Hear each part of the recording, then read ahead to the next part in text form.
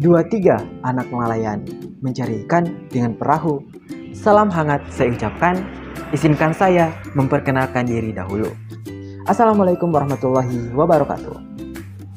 Sebelumnya, perkenalkan, saya atas nama Rizwandi dari kelas F akan mempersembahkan video penjelasan mengenai ragam bahasa. Oleh karena itu, selamat menyaksikan.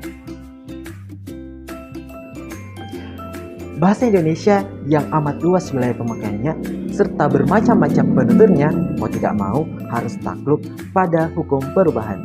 Nah, hukum perubahan ini selalu tak terelakkan karena kita pun bisa mengubah bahasa secara berencana.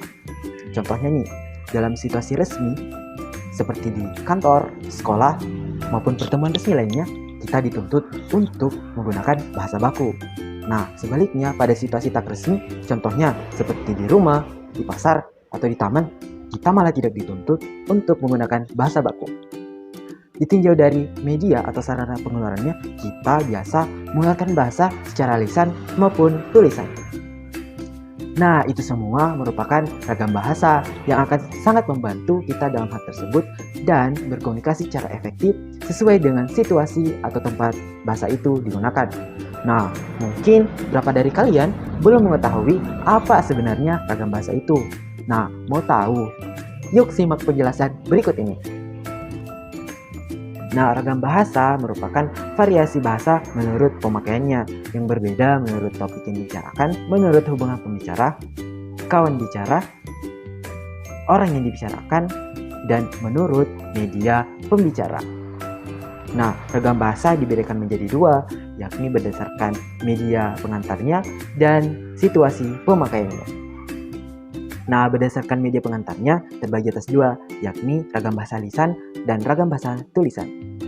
Nah, ragam bahasa lisan yakni ragam bahasa yang dikeluarkan melalui organ pembicara seperti mulut dengan fonem yang merupakan unsur dasarnya. Ragam bahasa lisan ini terbagi lagi menjadi dua, yakni standar dan non-standar. Standar kita dapat temui pada saat berpidato, memberikan sambutan, situasi pendidikan seperti kuliah, dan ceramah. Sedangkan yang non-standar kita dapat temukan pada saat berbicara dengan teman, saat di pasar, dan lingkungan non-formal lainnya.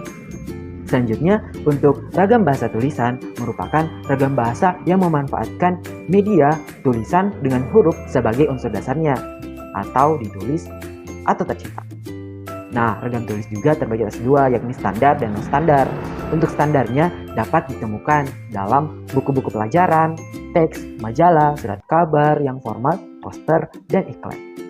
Sedangkan untuk yang non-standarnya, kita biasa mendapatkannya di majalah remaja, tulisan pribadi atau buku harian, serta surat pribadi.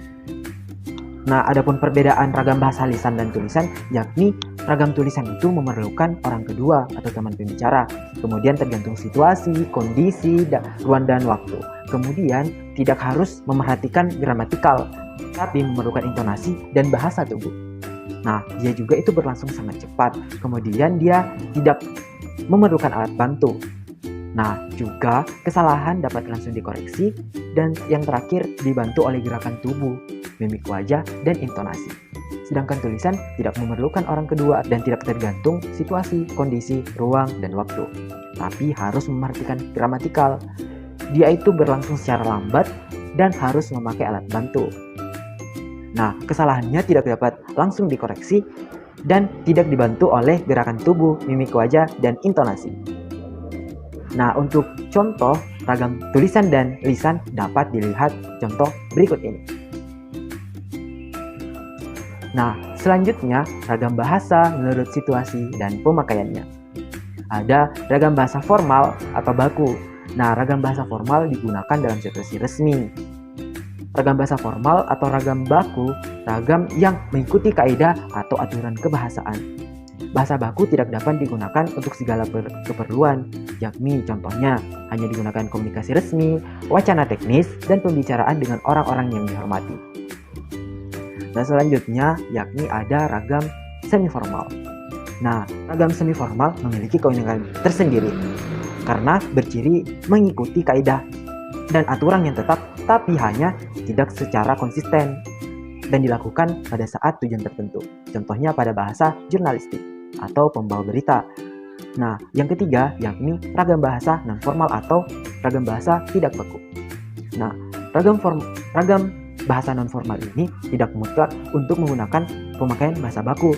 Nah, ragam bahasa non-formal ini tidak sesuai dengan kaidah atau aturan yang tetap. Contohnya pada saat kita mengobrol dengan teman. Nah, itulah penjelasan tentang ragam bahasa. Semoga dapat dipahami. Sekian. Wassalamualaikum warahmatullahi wabarakatuh.